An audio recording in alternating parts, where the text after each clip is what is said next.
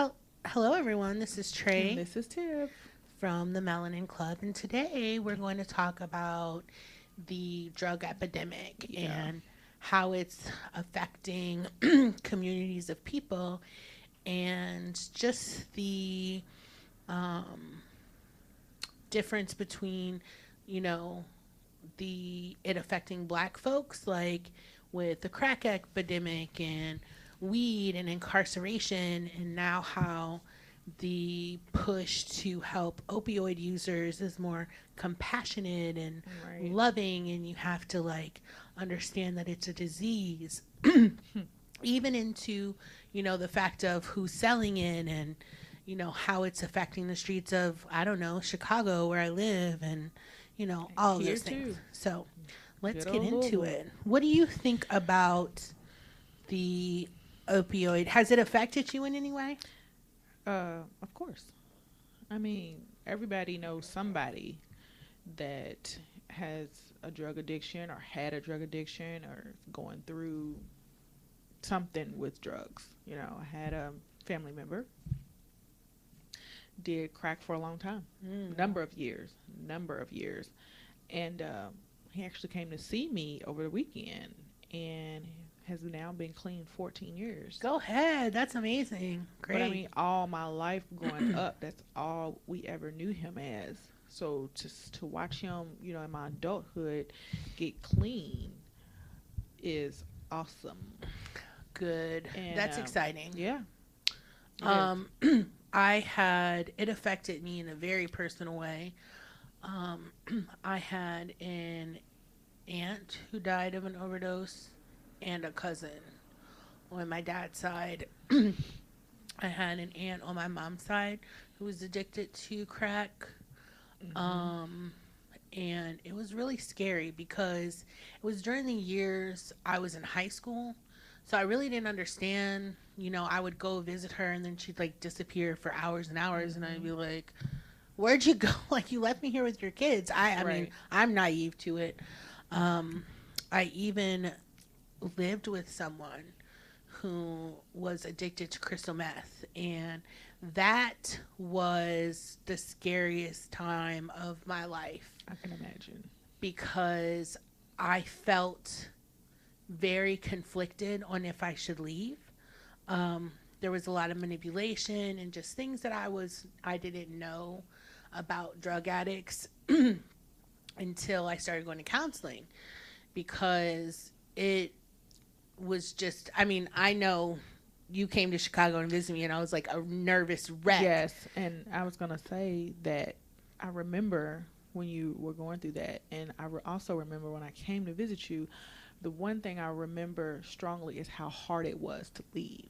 Yeah, It was very hard for me to leave Chicago with you in that position. right. Because I remember like, Trey, are you sure? Maybe you should Right? just come to our hotel. Like, Yeah. but I had a complicated situation because he had a kid, and I felt, Mhm. like I loved this person. This is somebody that I've known for 15 years. We have a lot of family connections and a lot of friends together. And it wasn't just like this person you met off the street. Um, and it was combined with other addictions and things I didn't Right. understand, not being in that world. Mhm. It had a lot to do with his growing up and things that happened to him. So on that part, I'd have compassion. But the things that you go through every day, it just, it would just be such a weight. And then you can't, at first, I couldn't tell anyone because I felt embarrassed. Like, how was I, Yeah. How you did I know, not know? how did I get in this? Like, Yeah. and then as I'm going through it, I remember things like years before that, like he would tell me, okay, let's go to dinner. And then I'd be calling him and calling him and calling him.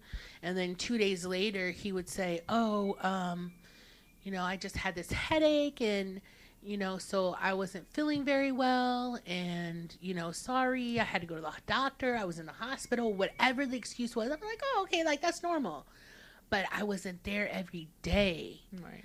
And so the greatest thing it's the biggest blessing that I had, because it really helped me to be more discerning of the Mm-hmm. people I let in my life. Um, it made me think about titles. So, just because you're my friend for 15 years, or there's, some kind of connection, or you're my mom or my boyfriend or my Right. roommate, that doesn't make me obligated to go with you through your shit.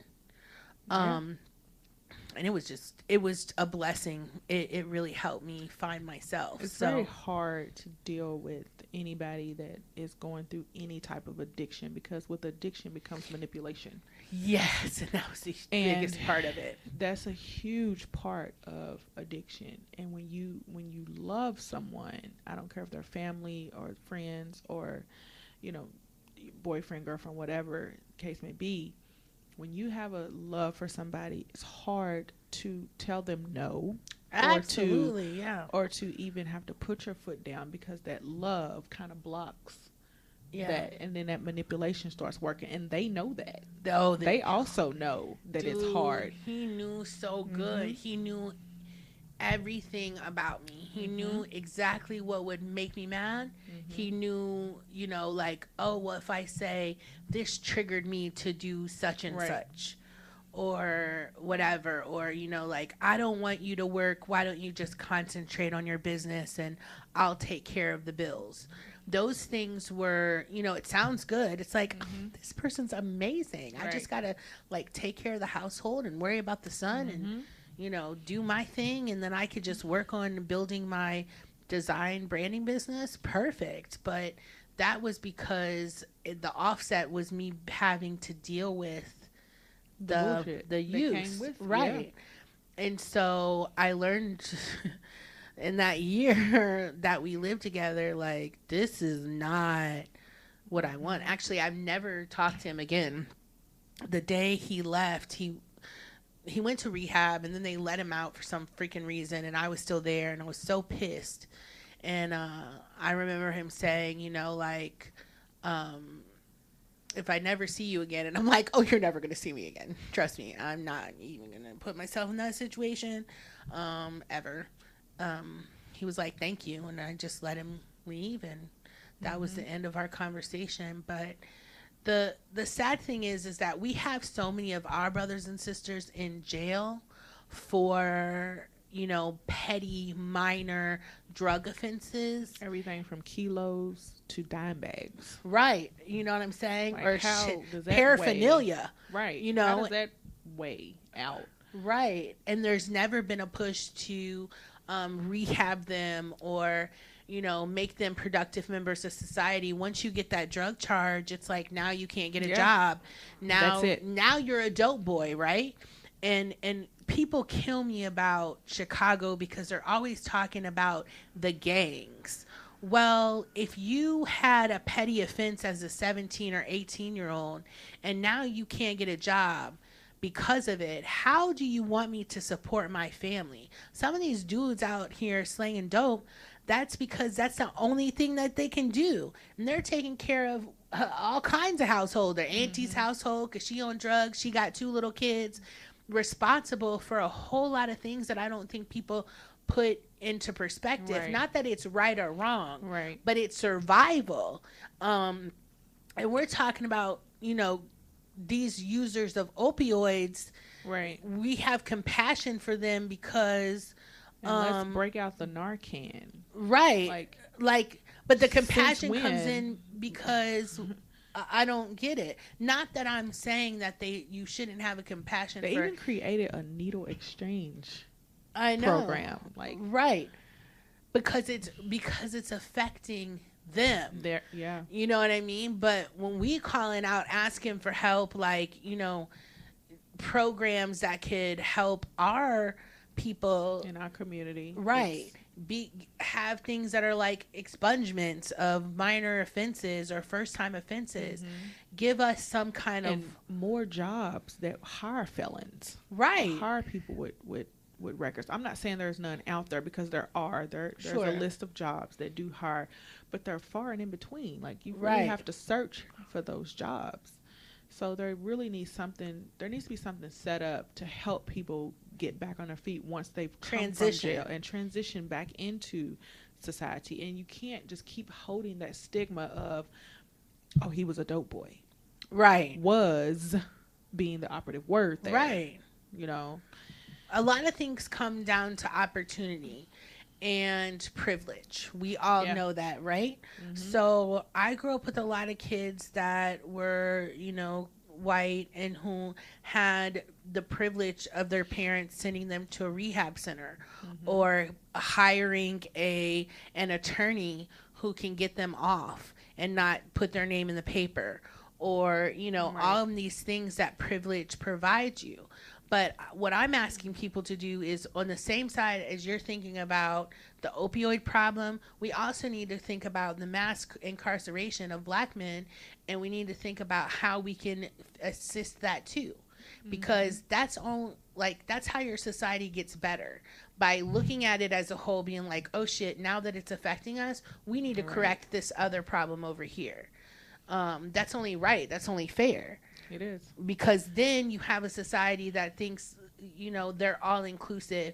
You know, this Donald Trump shit, I swear I said I wasn't going to talk about it, but it's just what is fueling the hatred. I'm trying to figure out how neo-Nazis, you know, are okay with beating up and hurting people they don't even know because of the color of their skin or their religious preference. This shit has gotten out of control. Yep. But then again, you know, we've you know, made it okay for people to be on heroin and crystal meth. Break out the Narcan. Well, you know, there's a new. Why you keep? Because it bothers me. She's so pissed about this Narcan. Narcan just bothers me. You know, so my bad. mom is the director for a. I'm not going to say the name, but she is a director for a religious-based rehab facility, and they went to like a conference, and the one thing they said was the Narcan actually assists in the high. So giving them Narcan is like them chasing that high. Again, they actually like meet it because it blocks that receptor. So they actually like getting the Narcan. So they like OD to get the Narcan so then they can feel the high. But the fact that there's even Narcan on deck bothers me. Really? It does. Like, why? Because every time, you know, it's so easy for them to, okay, let's, because there's so many people on heroin or whatever, as soon as something happens, do you have your Narcan? Right. Get the Narcan. Right. But what about this crack epidemic that had been going on for years, crack, cocaine, everything else, for years in our community? What was created to help them when they OD? Jail. Death. Period. Like there was no. Yeah. You're going to G.C. Williams, A.D. Porter, like the funeral homes. I feel you, but at the same time, and the reason why I'm okay with it is because I don't want to be like that. I don't want to be like them. I don't want to have that. I'm not saying I want them to die or go to jail. All I'm saying is, where was our Narcan? Well, we know there was none. That's my point. Right. So you pissed off. They should have had a. This should have been. This should have been happening. Mm-hmm, like, why is it so? Well, we know why it's so prevalent now. Mm-hmm. Because it's their neighborhoods now. And you have to think about a list of responsibilities. A lot of this is because doctors were prescribing crazy amounts of opioids to people who would be like, oh, my neck, my back, my neck, and my back. You know, and so I think that there seems to be like, well, if we give them something to counteract that, then we're helping it. Then maybe we're less responsible. I don't know. I guess whatever. But you like, I ain't having it. That just bothers me so bad because, like I said, not that I want, you know, I don't want anybody to die. Don't want anybody to go to jail. You know, if it can help them by all means. Right. But why now? Right. Well, we'd like to hear what you guys think about the drug epidemic and how, you know, the comparison between what happened in the black community and now what's happening in the white community. Definitely, we'll put some resources in the links below to, if you're having a problem or you know somebody that has a problem, Right. to assist you. We definitely don't want people to be out here dying or being hurt. That's not a point.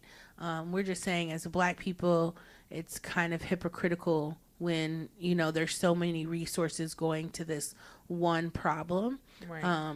that's affecting, you know, the Everybody. well, yeah, it really is. It So, does. all right. Well, thank you for watching the Melanin Club, Bye. and we'll see you later.